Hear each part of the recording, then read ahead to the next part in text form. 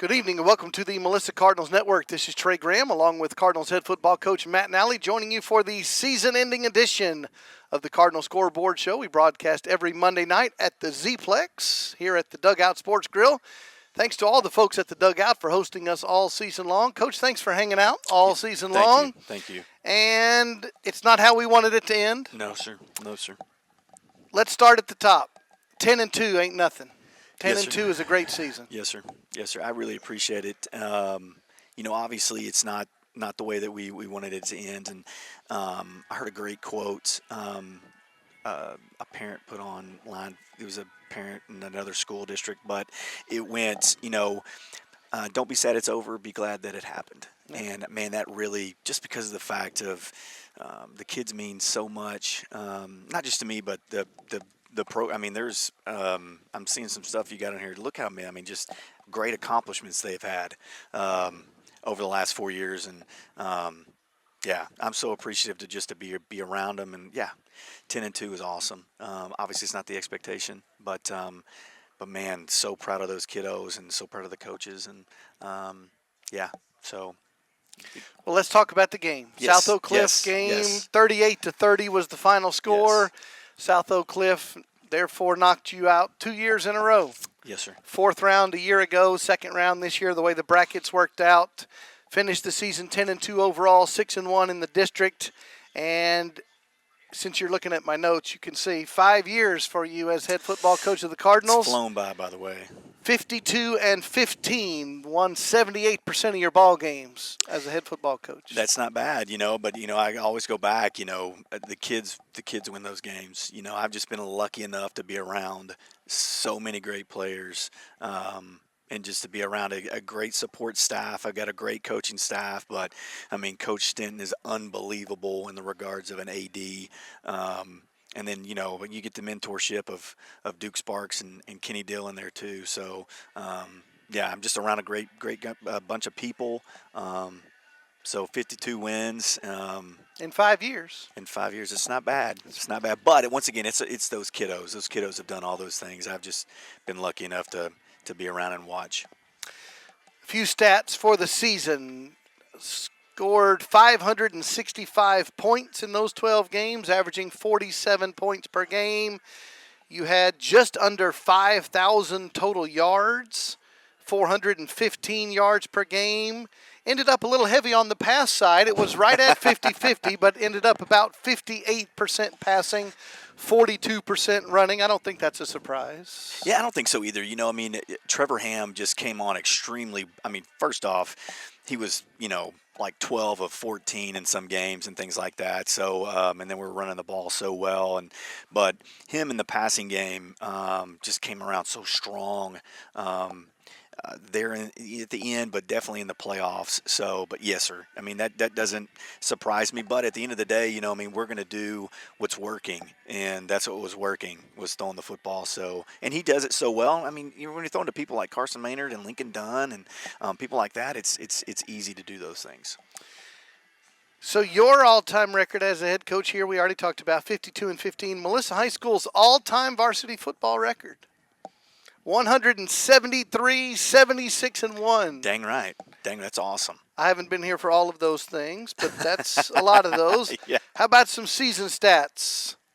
Nate Jokin, 1,494 yards, 16 touchdowns on the ground. Trevor Ham completed 68% of his passes, almost 2,500 yards, 42 touchdowns to only 5 interceptions. Let's talk about Nate first. First off, what a great story Nathan had. I know I've said it a bunch of times, but coming out of the junior high, they were like, man, he can't do it. And then I was like, I was bound and determined for this kid to do it. So I'll skip ahead. Before you finish the story, 2 years combined, 22 and 23, 2,771 yards and 28 touchdowns for the guy they said couldn't play running back. Yeah, and I was so bound and determined his freshman year. I just made him be the scout team guy. And what he has done, he has his work ethic is uncanny to anybody that you can be around. But take all that. He's such a great kid, man. That's the thing that stinks is he's going to go to college and he's going to make that team better just because of the fact he's a great teammate. And he showed that every week, every day as a Melissa Cardinal. So, I mean, when I talk about people and I talk about teammates and I talk about the poster child of what a Melissa Cardinal should be, it's Nathan Adejokin.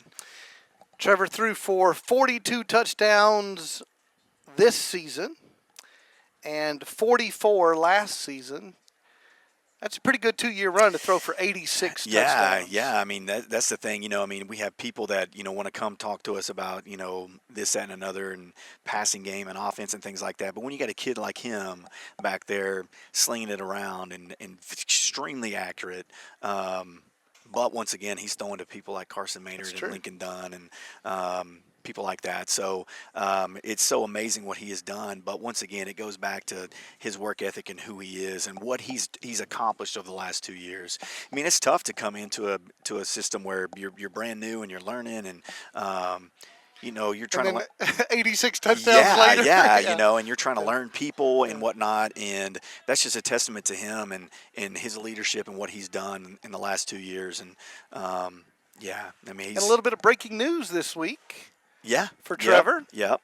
I mean, that's the thing too. Like, committed to play football at Incarnate Word. Mm-hmm. I mean, he deserves all of it. He earned it.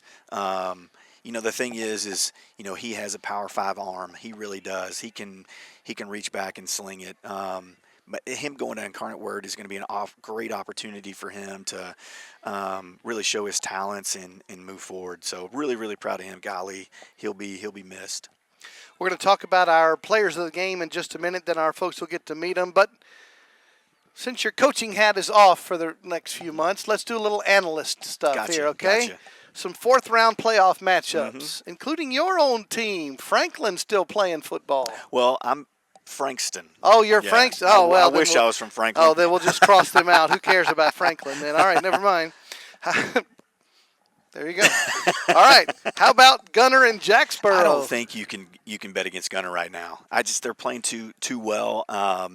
They scored 200 points a game. Exactly right. And I don't think they're going to get tested until Canadian. And you really, I hate to be this way, but I'm going to say it on air. That's probably the state championship is Canadian and Gunner. I just don't.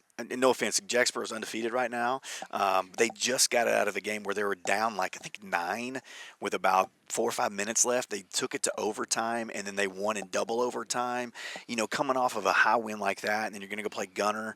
I'd hate to bet against Gunner right now. Gilmer and Carthage. Once again, I really think the state championship in 4A D2 was played last week with Pleasant Grove and Carthage. I think they're the best two teams in 4A. No offense to Gilmer, I'm from that kind of tree. Gilmer, Not Franklin. Yeah. From that kind of tree of Gilmer, but Carthage is playing extremely well, and this is kind of like they're used to it. So I can't bet against Carthage right now. I'm going to say Carthage. Aledo Bearcats, our friend Joe Williams, former Melissa coach, is still coaching over there with the Aledo Bearcats against Abilene. Abilene is playing really well right now. But, once again, how can you go against Aledo? They have so much experience coming back. Their quarterback is amazing. But they've kind of been like a defensive team. They've scored a bunch of points, but they're kind of holding people, and they're playing, a little bit closer games and whatnot. I think just defensively, Aledo's defense, they're going to get it done. And you can't go against Aledo. The Allen Eagles woke up this year. North Crowley versus Allen. North Crowley. North Crowley's playing amazing. We got to watch them. Just beat Prosper. Yeah. I mean, we watched them play. They played Lovejoy this year. So we got that film, and we watched that game, and they're just so amazing. They've just got athletes everywhere, and no offense to Allen. I think Allen's doing a great job. I love Lee Wigington, and I think he's doing a fantastic job there, But North Crowley, yes, sir. Two more. The Purple People are still alive. Yep. Stephenville and the Anna Coyotes. To me, this is a tough one.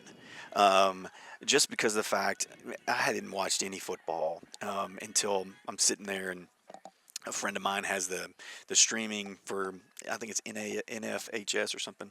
Yeah, that's what it's That's called. what it's called. Yeah. And he's got the streaming, and he was like, hey, what do you want to watch? I'm like, I don't really know. And he's like, well, Anna. So we watch Anna. So I watched the last quarter of Anna, and they're not what I thought they were being. Like, I thought they would be chunking it every other play and things like that. But they're really a run-heavy football team and playing really good defense. But I go back to, you hold Salina to 3.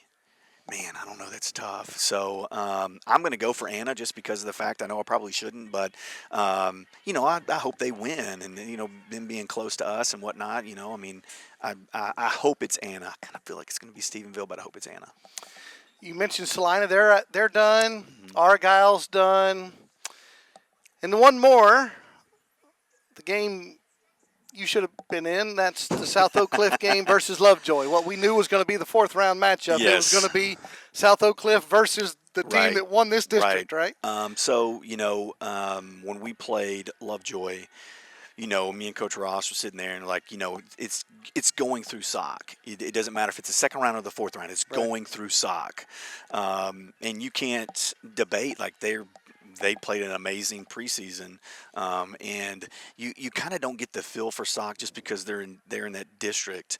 And no offense to that district, but it's just not a very good district. So you see them play 7 games, and there's just bad games. And then they get the 1st round opponent, and it's going to be the 4th round or the 4th seed out of that district, and you just don't really get a good feel of them and whatnot. And then when you see them, it's still the same old SOC. They're very big. They're very athletic. They get after it. I think that game's going to come down to, because I think Lovejoy's better on defense than SOC is. I think Lovejoy's going to come down to Lovejoy's defense versus SOC's offense. And the one thing that SOC can do this year that they couldn't do in previous years is throw it. So they're throwing and catching the football extremely well. I'm going to root for our district. I think that Lovejoy wins by 7. But I wouldn't be surprised if it was the other way. Lovejoy's defense is amazing. So that's my pick. I would say Lovejoy by 7. Okay. But it wouldn't surprise me if it was the other way around.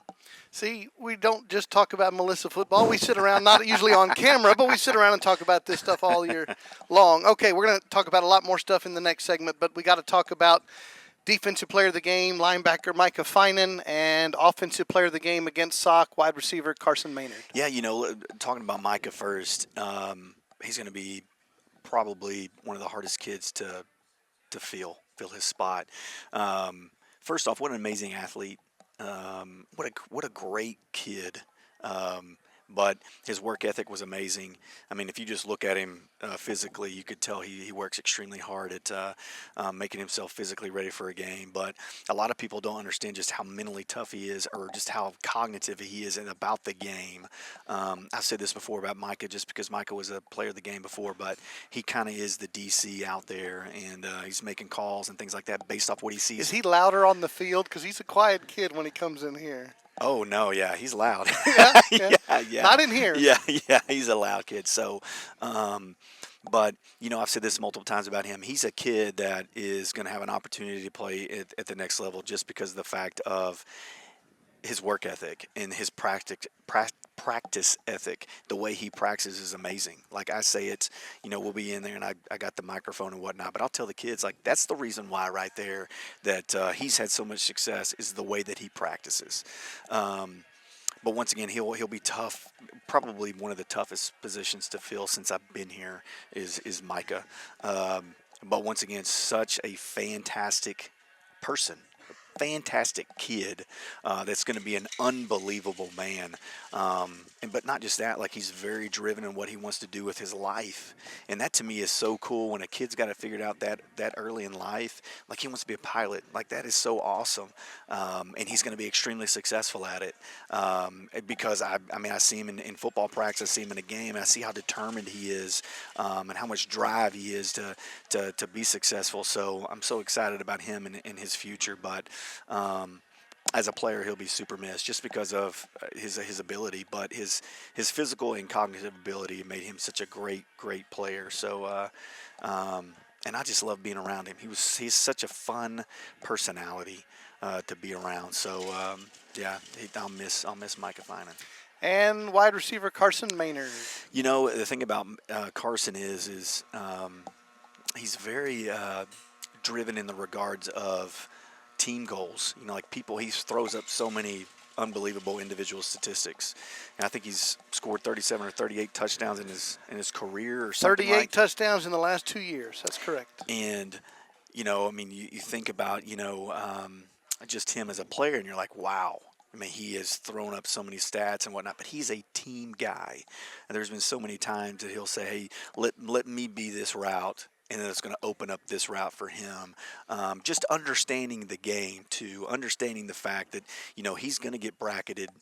He's going to be in situations where people are going to double him, or someone's going to play over the top and someone's going to play underneath him and things like that. But just understanding the game as a whole made him special. But what makes him the most special is just the teammate that he was.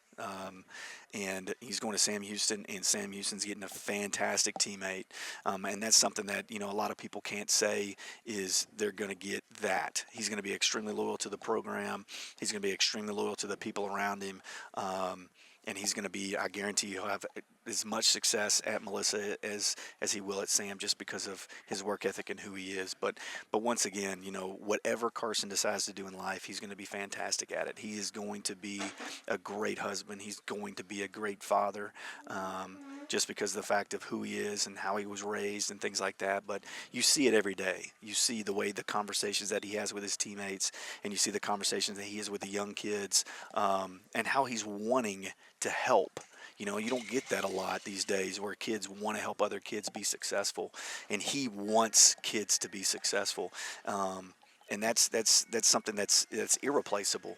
And you hope those young kids took those lessons from Carson and will take it and do the same thing for the next generation. But yeah, Carson's he'll be a tough one to fill too. I mean, you know, 38 touchdowns in the last 2 years is tough to fill, but to this date, you know, I've had a kid play in the league, and I've had multiple kids play college football. To this day, he's the best hands I've ever coached, ever. Best ball skills I've ever coached, ever.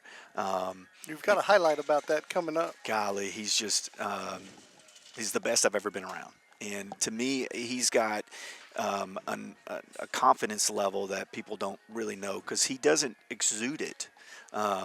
But I do think that he just plays the game. I don't think that he thinks too much about it, and that's something that I wish other kids had. Like, I believe he firmly goes out there and just has fun. He enjoys playing the game, and there's no pressure. There's nothing like that. Hey, man, this is a game. I'm going to have fun doing it. I'll have fun with my buddies, and that's the way it should be played. You know, and not just that, but I think that's the way that you have success, is when you go in there and that calm, cool, and collective. So, but yeah, yes, sir, he will be tough to replace. We're going to introduce you to our players of the game and show you some highlights here in just a moment, and then we'll come back and talk more with Matt and Allie. And I do invite you and your family to join me this Sunday morning. If you'd like to join our church family, go to firstmelissa.com to find out more. Sunday mornings, 9 a.m. or 10:15 a.m. This is the Cardinals Scoreboard Show from the dugout. We'll take a break and come right back.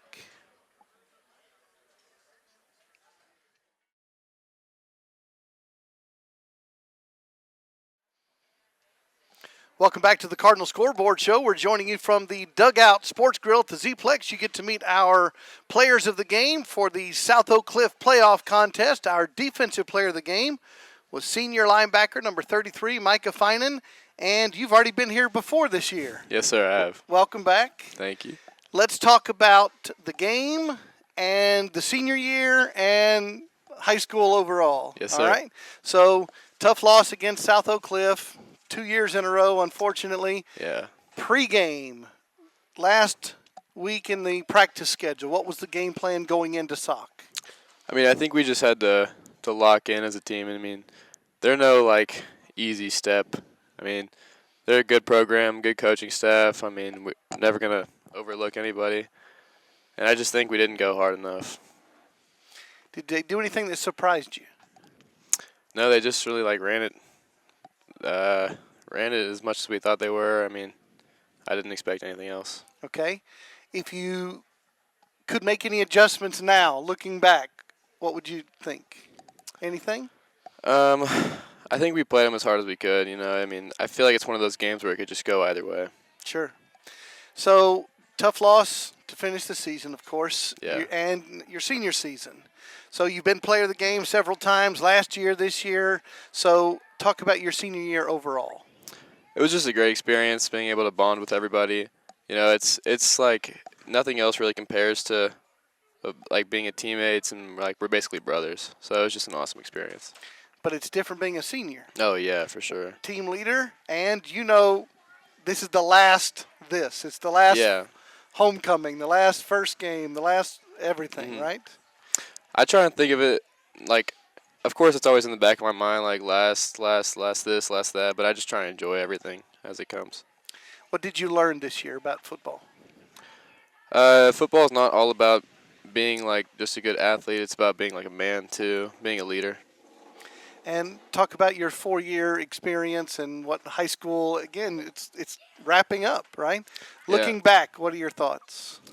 I think I treasured my high school experience as much as I could. I mean, I went out, did all the stuff like that I could have done. I worked hard.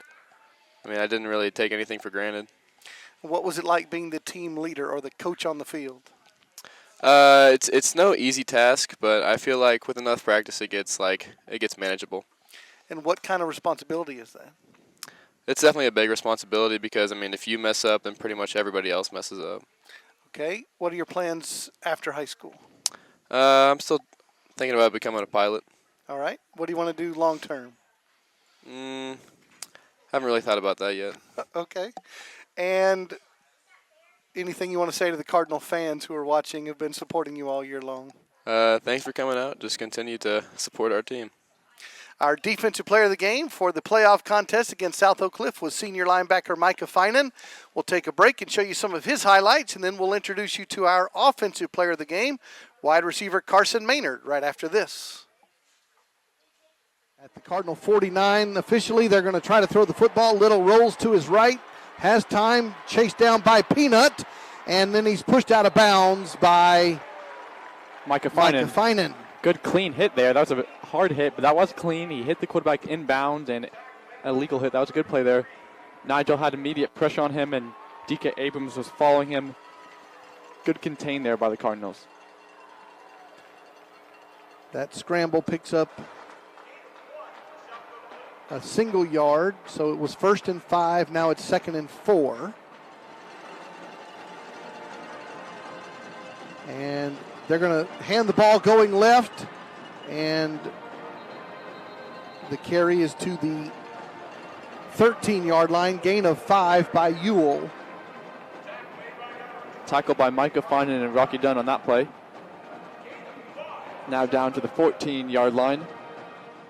Little has Ewell next to him in the shotgun in the backfield. Trips left, give it to Ewell, going right, and Micah Finan was one of those guys in there for about a 2-yard gain. 2nd and 8. And the Bears run the football. That's Green right up the middle of the field. Micah Finan again on that stop. Hayden Solomon as well at the nose guard spot, and Nigel Smith. 1-yard gain, 3rd and 7, and Coach Nally does call the defensive timeout. Trying to get 1st and 10 for the Bears from their own 40. They lead by 3 points. William Little's gone all the game at quarterback. He's going to hand the ball off on this first play, and over the left side, the Bears will pick up 3 yards. That's Green on the carry. Micah Finan and DK Abrams on that tackle.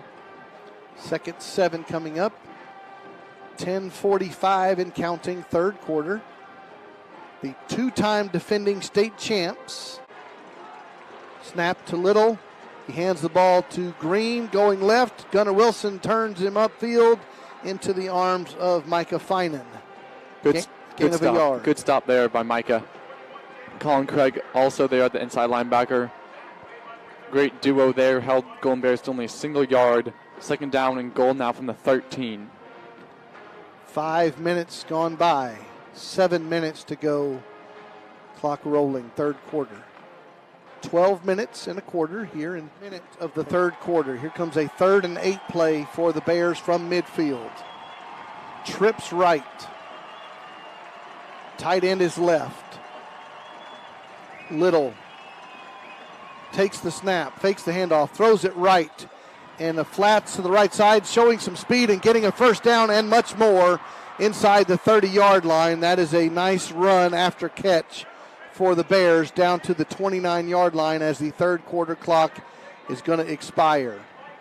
That was Ennis, who's shown to be a very talented receiver. And they're going to spot it at the 30 of the Cardinals, but the third quarter clock comes to an end. So 3 stanzas in the books, 1 to go. Trips left to the wide side on first down, and Danny Green's going to run it to the right. And Micah Finan was there. Colin Craig as well. Gain of 3 yards, and the clock is the friend of the Bears. Their offense is moving.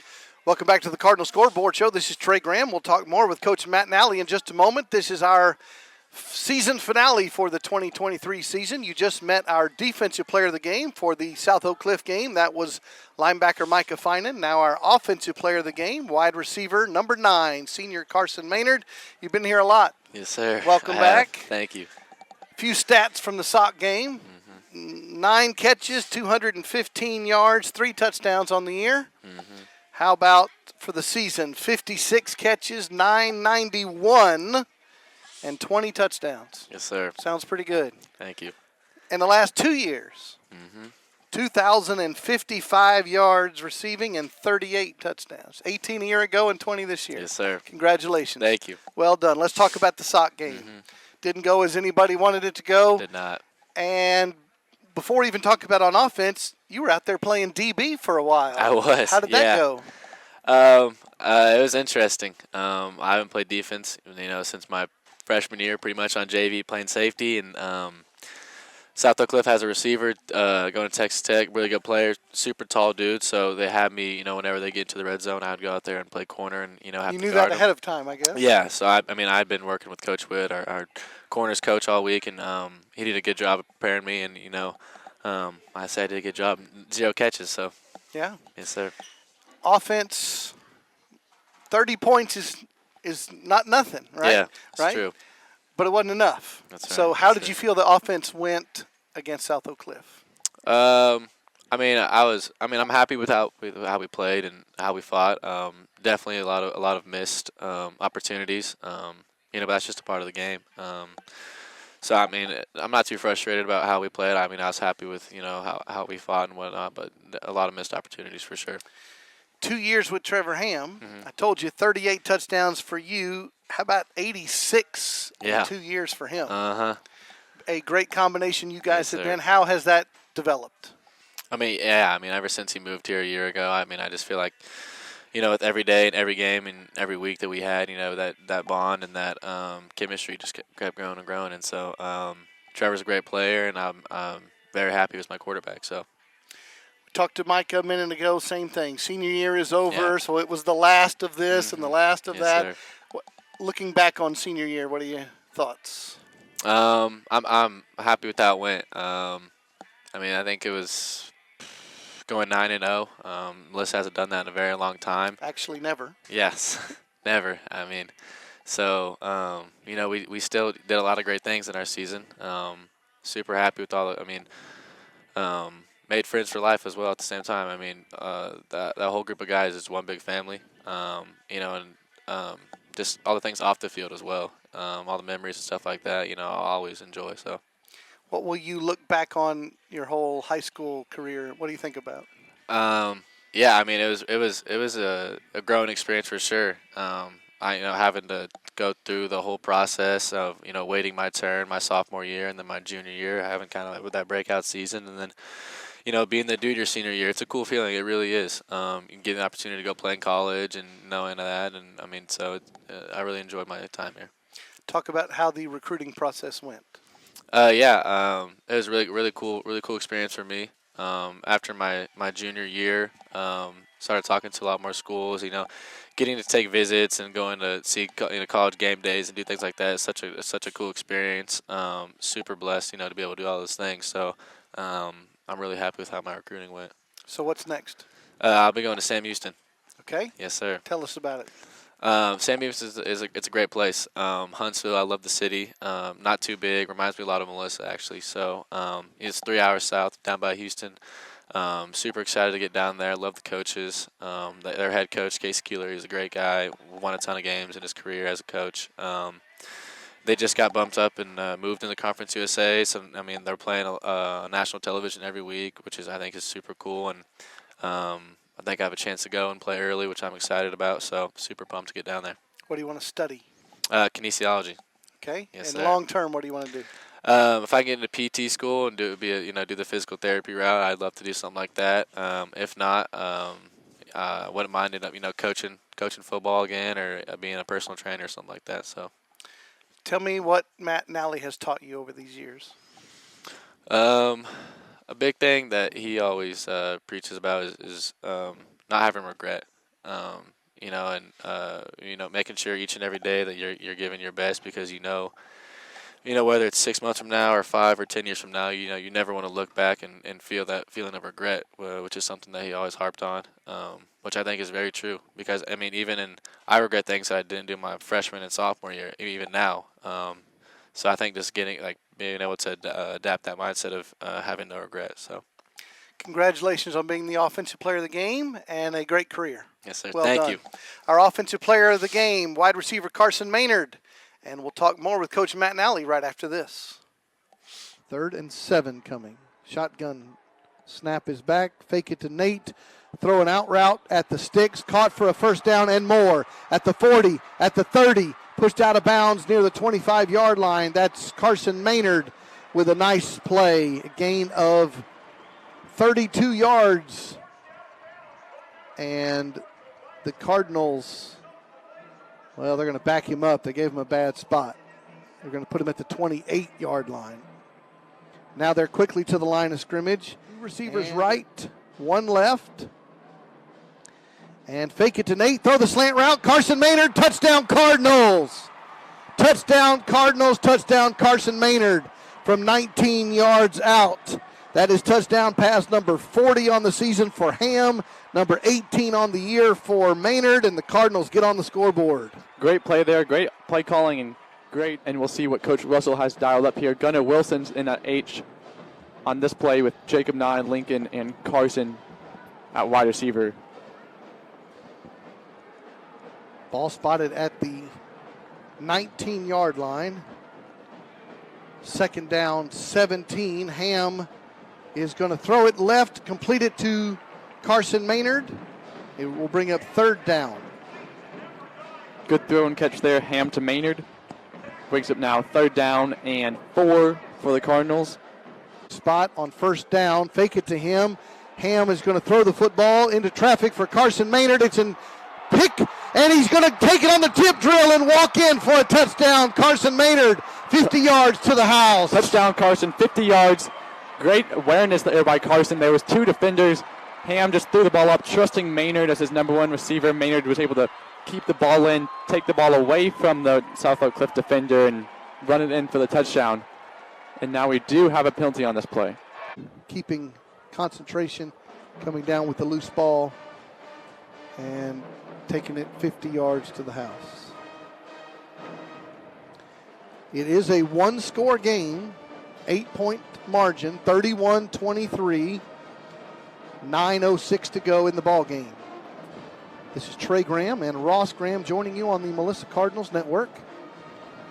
John Graham and Andy Graham working the stat board. Our producer Trevor down the way, he's pushing all the buttons, trying to make everything work smoothly. 2nd and 11, trips left to the wide side. Ham looks to the right, throws a post route for Maynard. It's caught at the midfield stripe, and he goes down. Soon after that, 1st down Cardinals. He couldn't keep his feet after he went up to catch the ball. 48-yard line of the Bears. Cardinals quickly to the line. 4:34 and counting. Cardinals have twins to both sides on first down. Snap is back. Fake it to Adejokin. Throws it out to Maynard. It's caught, and he goes out of bounds at the 35. First down. Great back-to-back receptions there by Carson. Great awareness of where the first down marker is and able to get out of bounds now at the 35-yard line of the Golden Bears, stopping the clock and giving the Cardinals time to set up for their next play. Welcome back to the Cardinals Scoreboard Show. You enjoyed some highlights from our players of the game, and now we're going to wrap the season up, Coach. And something you've already mentioned, but it's time to say goodbye to your seniors. If they had played varsity football all 4 years, and we know not all of them did, but this class went 43-10.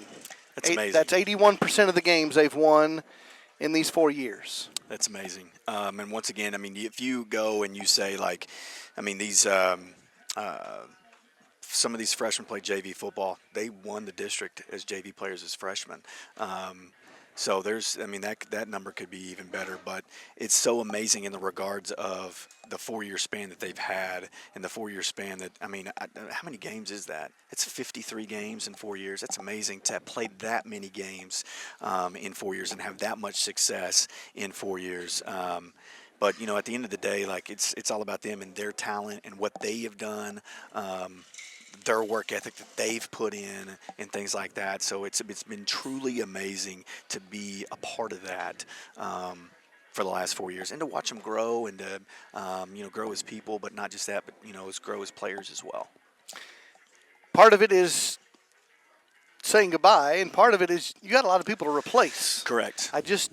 We talked about it. In the last 2 years, your running back, your quarterback, and your leading receiver are all seniors. Adejokin rushed for 28 touchdowns in the last 2 years. Ham threw for 6,000 yards and 86 touchdowns in 2 years. Yes. Maynard over 2,000 yards with 38 touchdowns. You got to replace a lot. Yes.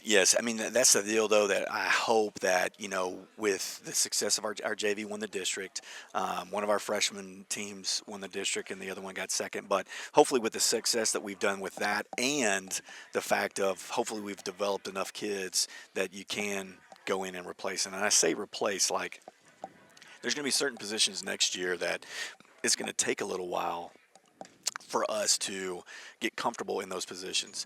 But I really feel like we've done a really good job of development with our younger group, that we can have some success with those kids. Now, once again, there might be a little hiccup here and there, but at the end of the day, I really feel comfortable with us moving forward.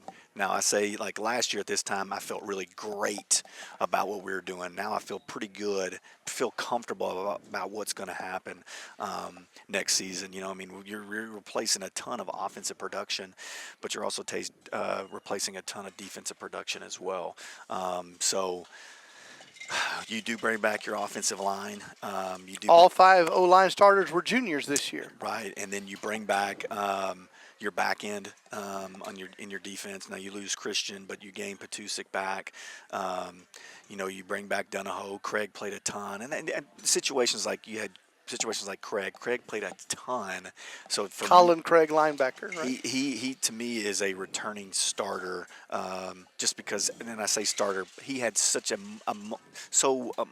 playing time. There's the word, that he kind of earned that status a little bit. So. And then, you know, you bring back a couple receivers in Jacob Nye, Tyler Montgomery, and so there's pieces there. And off my JV and in my freshman squad, I feel pretty good about some of the players that we're discussing replacing some of those people. So, you know, I mean, I think it's an awesome opportunity. And the thing about Melissa kids is this: a Melissa kid's not going to get outworked. So when we get into off season, that's the craziest thing is when you see a Melissa kid work, because they want to earn a spot. It's not, you know, I feel like I deserve it or I'm a senior because I get it or whatever. They want to earn a spot. And the great thing about it is, you know, once the freshman season ended, I had a bunch of meetings with freshmen like, hey, I'm going to be on the varsity next year and I'm going to do X, Y, and Z to be on the varsity. I had a bunch of JV kids say, I'm starting on the varsity next year. I'm going to do X, Y, and Z to be a starter. To me, that is so encouraging, but it's, once again, it just talks about the kids that we have here at Melissa. But yeah, that's a lot of replacing, but I feel good about it. We promise fans things that they don't learn anywhere else. Explain the mechanics of how do you close out a football season? So I firmly believe in rest and recovery first and foremost because we put the kids through such a grind. Now we've always played 2 weeks more in the playoffs. But what we do is once the season comes to an end, the first day you got to do is you got to pick up your equipment, and that usually takes turn it in. Right. So usually that takes about 2 days to get every piece of equipment in and whatnot, and make sure that we're ready for spring football and things like that. After that, we do our senior exit interviews. That usually takes 2 days, and what we do there is every senior goes into their position coach, and they sit down and they talk about good, bad, and the ugly of the program. It's kind of like a survey of the last 4 years of your career and whatnot. So like, what was really good, and then what was really bad? What would you want to be changed? And then just things like that.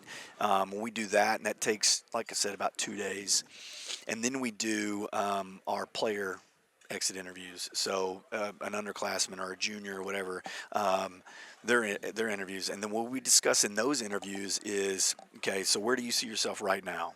All right, great. Well, where do you want to be? Well, this is the process that's going to take for you to get to that point.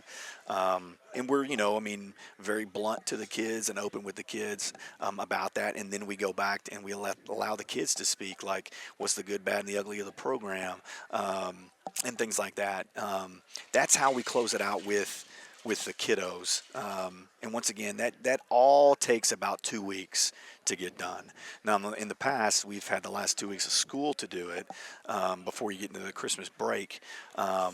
This year, we'll do the exact same thing. We spent today picking up. We'll spend tomorrow picking up, and then we'll have our interviews and whatnot. And then we try to do height and weight before they leave for Christmas break.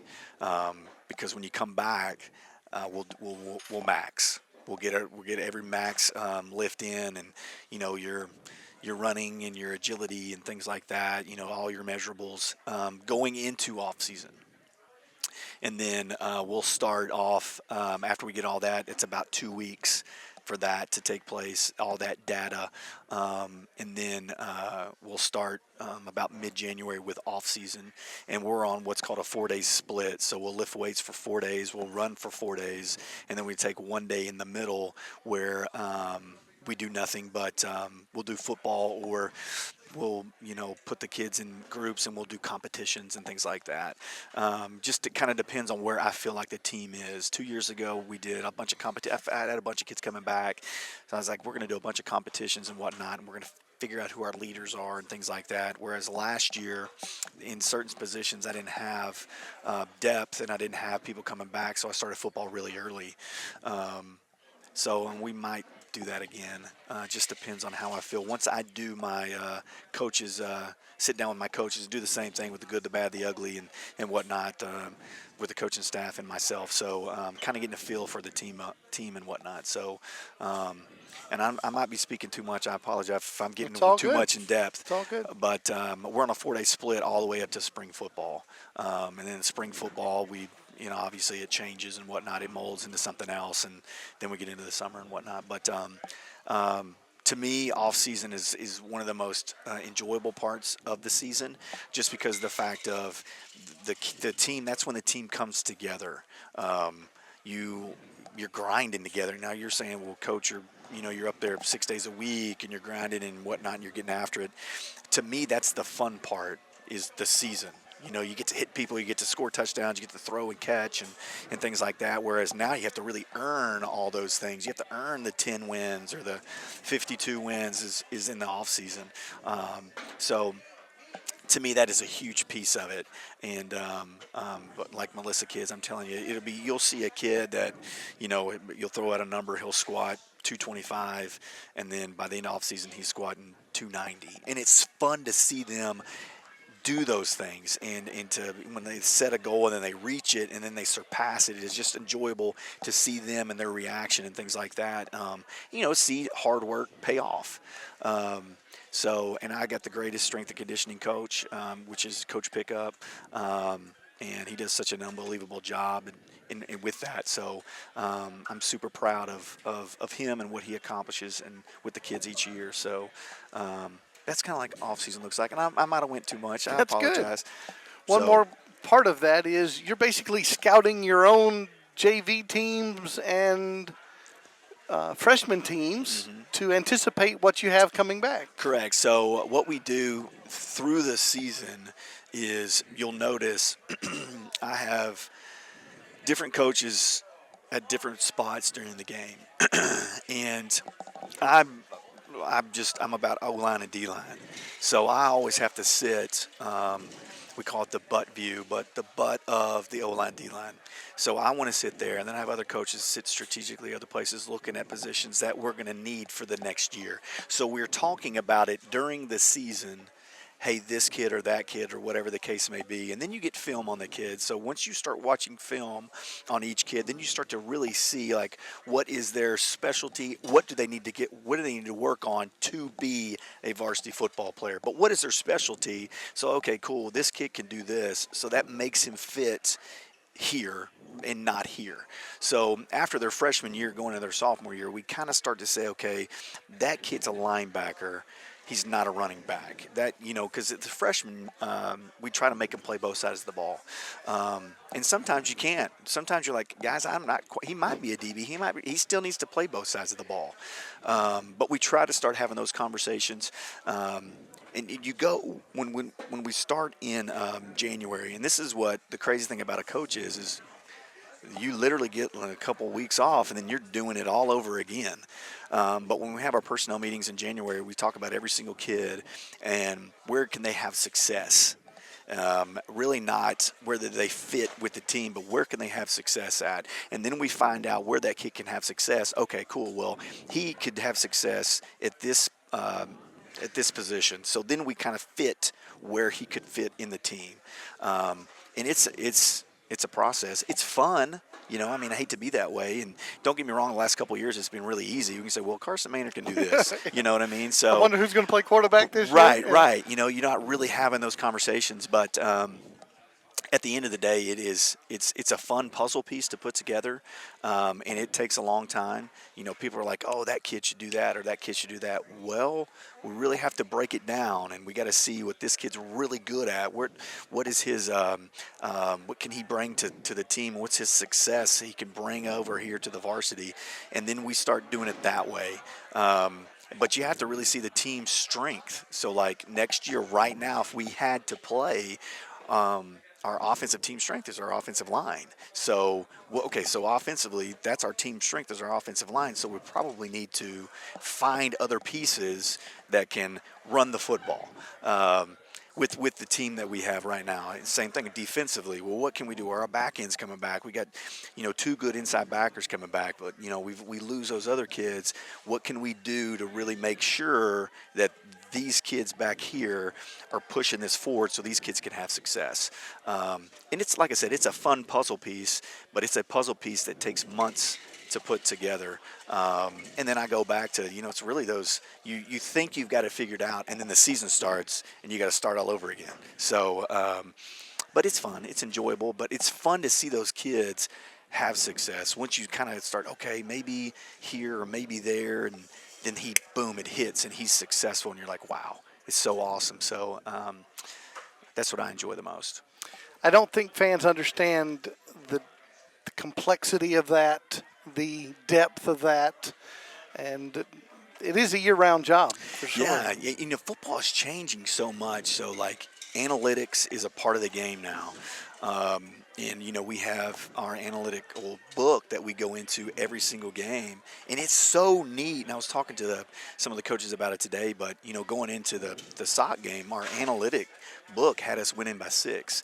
But as you go through so it goes by half a quarter. So half a quarter, half a quarter. As you go, whatever the algorithm, I'm not smart enough to do this, it will change as it goes. So, but football is changing nonstop. And yes, it is a very complex thing all around, but it's, once again, it's an enjoyable thing. And I heard a coach say this the other day. At the end of the day, it's got to be about the kids and the kids enjoying their experience. And we as coaches probably put too much into it. But, you're not going to change a coach. I mean, we're going to keep doing it. We're talking about it today, and, you're starting to write on a board. And the thing that stinks is kind of what I was telling you before. It's really hard to take a senior's name down. Golly, it's one of the hardest things to do just because of the fact of they're your kid, and you've seen them grow up, and it's hard. And as you can tell, like, I'm really not over it, but it's really hard to take their name down. But we're having those conversations now. Now, we won't get really deep into it until January. I try to tell the coaches, hey, y'all deserve a rest and relaxation as well. So after the Christmas break, we'll start having personnel meetings and whatnot and getting after it. So, but yeah, it's a year-round job, and it's difficult. But at the end of the day, it's fun. It's fun. I'm not gonna lie, it's very fun. 2 more topics. Yep. Redistricting is coming. Yes, sir. In February, the UIL will announce who the new district alignments are. We assume Melissa will stay in 5A Division II football, and we think some of the current district will remain, but there's going to be some changes. Princeton's moving, we think, to 6A, and so we could do an hour show on redistricting. Right. So just a couple thoughts. Well, first off, you don't know what the UIL is going to do.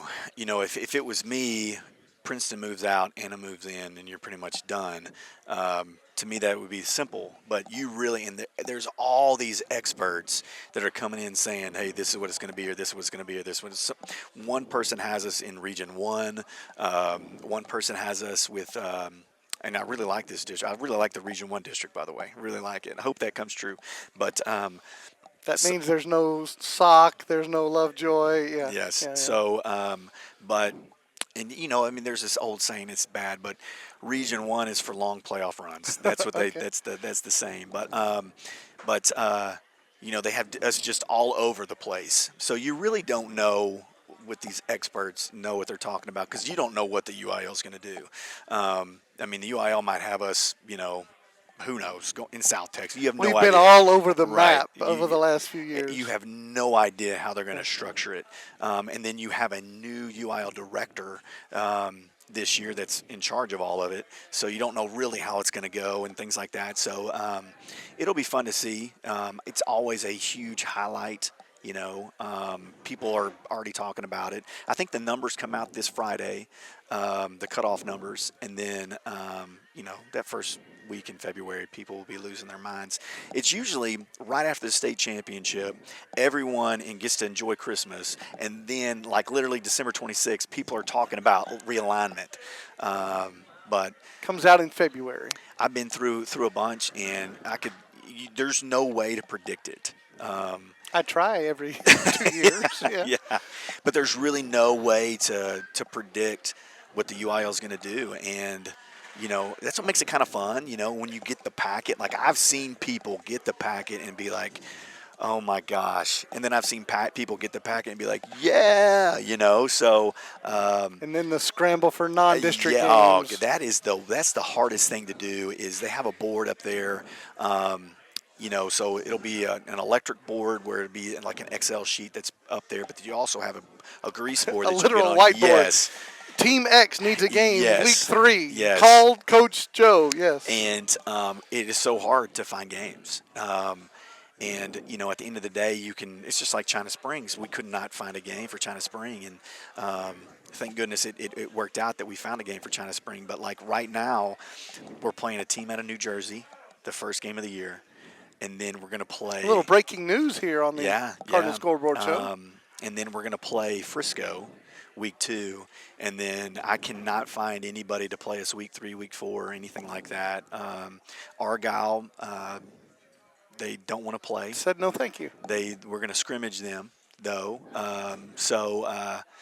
But, and who knows? Some of these experts have us in a 10-team district. You might not need Frisco, I don't know. But who knows? A lot of people have us with the Frisco schools. And with Anna coming up, Princeton Princeton going up, Anna coming up, and the potential of like how does Greenville and Denison fit in this whole thing. That's what's really keeping us that way, and potentially with Frisco and whatnot. But who knows? Who knows?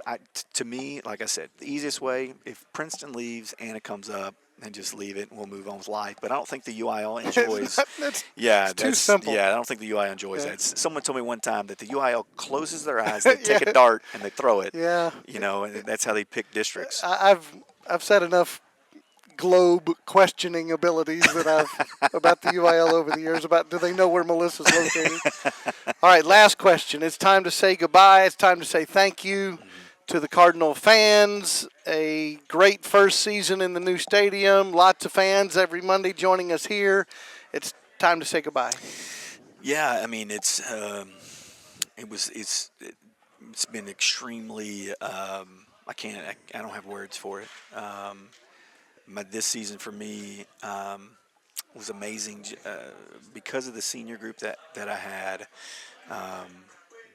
But man, golly, not just Coach Kennedale Stadium, but everywhere we went, the stands were packed, and you feel so valued and appreciated by you have that much following. Like I've seen schools. I mean, you're sitting on the home side looking where there's 20 people at the game or whatever, and you just feel terrible for that group of kids and whatnot, and you want to say, hey, some of our people go over there, and but just the overall support. Like I can't ask for a better situation. Seth Stenton has been amazing to me, and I need to thank him because he really has been amazing to me, and Duke Sparks has been amazing to me, but just the whole, I mean, you've been amazing to me. And there's so many people behind the scenes that people don't know about that have a lot to do with the program. Carrie Smith and Naomi Hollenbeck, Miss Team Damel. moms, yeah. Miss Damel was amazing. Miss Stoner was amazing. We just had, there's just so many people. I'm forgetting people. Miss Maynard was amazing. I know I'm forgetting people, but to make a long story short, there's so many people I need to thank. But, I mean, I need to thank the coaches' families. That's a big deal. I mean, we were talking about just, it's kind of a joke, but what are we going to do with our time now? Because it's literally, I was thinking about this yesterday.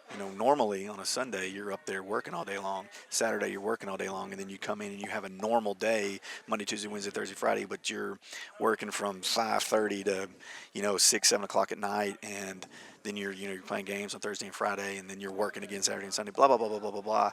Just their sacrifice and what they do and what they put up with from a coach.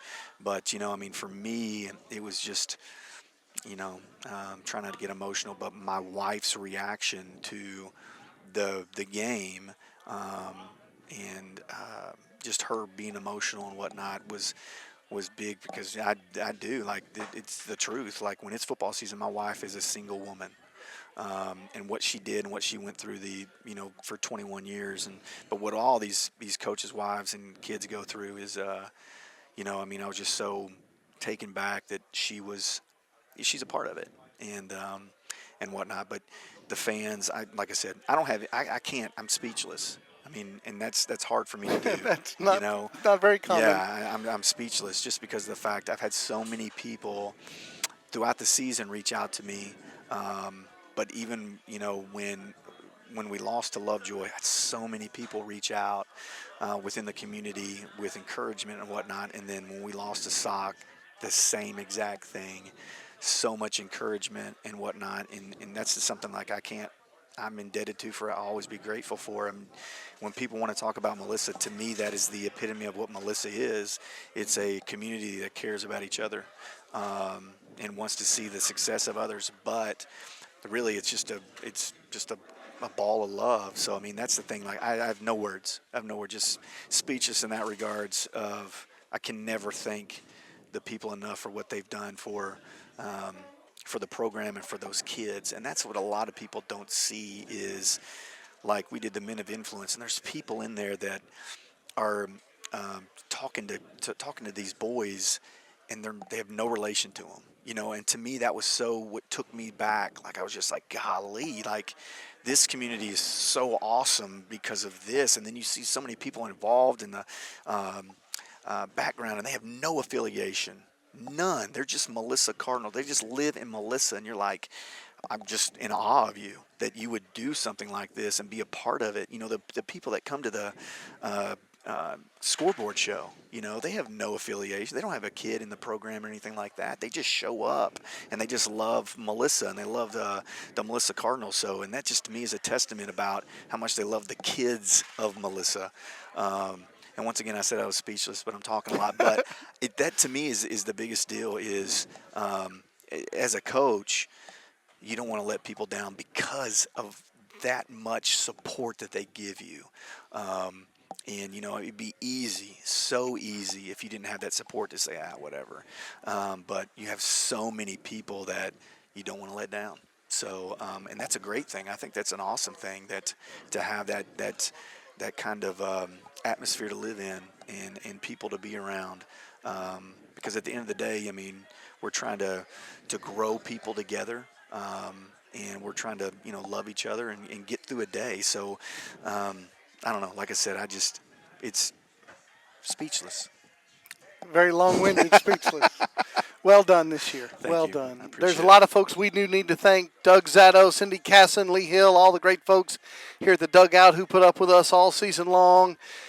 Randy Craman doing a great job. Fred Garner, all those folks with the technical side of things. You've already mentioned Kenny Deal and Duke and Seth Stenton and Keith Murphy and all the folks, Robert Rich and Boss Lady Bodecker and all the folks that help us out. So thank you to all that has made this season successful. The Cardinals' 2023 year does come to an end tonight with a 10-2 record overall, a tough loss to South Oak Cliff, and the offseason begins, and as you can hear, it's going to be a busy one.